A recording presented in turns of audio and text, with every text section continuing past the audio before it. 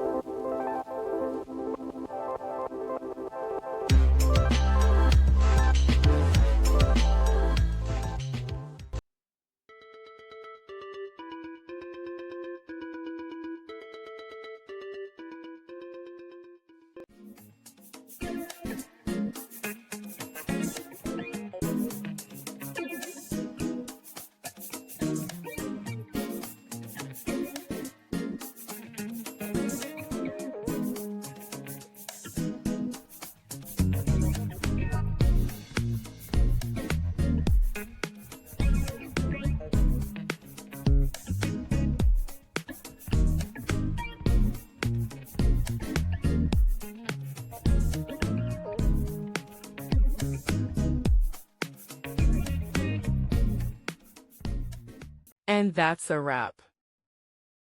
I hope you found the answer you were looking for. If you did, take a second to hit that subscribe button. It really helps out. And let me know in the comments which solution worked best for you. See you next time in the debug zone.